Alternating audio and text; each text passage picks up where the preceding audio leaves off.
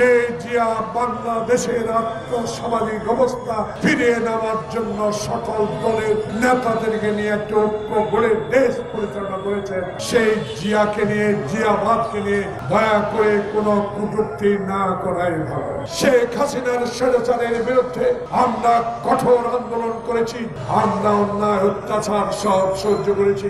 রাতে আমাদের ঘুম হারাম ছিল, আমরা কবরস্থানে ঘুমিয়েছি। আপনি বলেছেন বিএনপির নেতারা নাকি আওয়ামী লীগকে পুনর্বাসিত করার চেষ্টা করছে। নাগরিক কমিটির পাটোয়ারি সাহেব আমার খুব প্রিয় ভাজন লোক, রাজনীতিতে আমি অত্যন্ত সম্মান করে থাকি। উনি যে কথাটুকু বলেছেন জিয়াবাদ আর মুজিববাদ চলবে না। প্রিয় বন্ধুগণ, যে জিয়া বাংলাদেশে গণতন্ত্র ফেরত দিয়েছে, যে জিয়া বাংলাদেশের স্বাধীনতা ঘোষণা করেছে, যে জিয়া মুসলিম দরবারে বাংলাদেশকে পরিচিতি লাভ করেছে, যে জিয়া সার গঠন করেছে, যে জিয়া খাল খনন করে মানুষকে সেচের ব্যবস্থা করে দিয়েছে, যে জিয়া বাংলাদেশের আর্থসামাজিক অবস্থা ফিরিয়ে নেওয়ার জন্য সকল দলের নেতাদেরকে নিয়ে একটা ঐক্য গড়ে দেশ পরিচালনা করেছেন, সেই জিয়াকে নিয়ে, জিয়াবাদকে নিয়ে দয়া করে কোনো কটূক্তি না করাই ভালো। আরেকজন আবুল হাসনাত আমার অত্যন্ত প্রিয় ভাজন ছাত্র নেতা। আমরা আপনাদেরকে স্নেহ করি, সম্মান করি। স্বাধীনতা যুদ্ধে আমরাও যখন 24 বছর বয়স ছিলাম, আপনিও এখন আমাদের চেয়ে অনেক কম বয়স। আপনার আমাদের মতো 70-80 হবেন, তখন আপনার বাবা যদি এই কথা বলা হয়, আপনি জীবিত থাকলে তখন আপনারও মনোকষ্ট হবে। আমার নেতা মির্জা ফখরুল ইসলাম আলমগীর বাংলাদেশে একজন গ্রহণযোগ্য নেতা, বাংলাদেশে অত্যন্ত গুণীজন ব্যক্তি।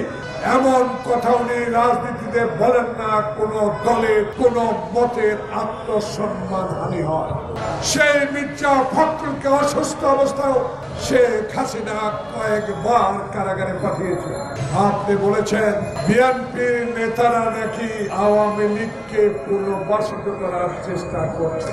প্রিয় বন্ধুগণ, আমরা স্পষ্ট করে বলে দিতে চাই, বাংলাদেশের এই আন্দোলন, এই হাসিনার পতন শুধু জুলাই আগস্টের মধ্যেই সীমাবদ্ধ ছিল না। যে আন্দোলনের মধ্যে দিয়ে 16 বছর আগে আমরা বাংলাদেশের সকল মানুষকে নিয়ে, সকল গণতান্ত্রিক দলকে নিয়ে শেখ হাসিনার স্বৈরাচারের বিরুদ্ধে আমরা কঠোর আন্দোলন করেছি, জেল জুলুম, আমরা অন্যায় অত্যাচার সব সহ্য করেছি।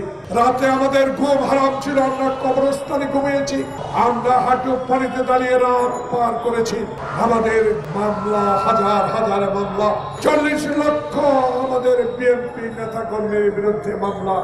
আজকে তাই সেই আন্দোলনরত দলের মহাসচিব এবং দলকে নিয়ে অনুগ্রহ করে এমন কথা, এমন মুহূর্তে আপনার বলা ঠিক হবে না যেই মুহূর্তে ডক্টর ইউনূস খোকন মুক্তের রক্তের বিনিময়ে অর্জিত বাংলাদেশের গণতন্ত্রকে পুনরুদ্ধার করে একটি সুষ্ঠু নির্বাচনের তারিখ নির্ধারণ করবে, ওই সময় এইসব কথা বলে আমাদের মধ্যে অনৈক্য সৃষ্টি করা ঠিক হবে বলে আমি মনে করি।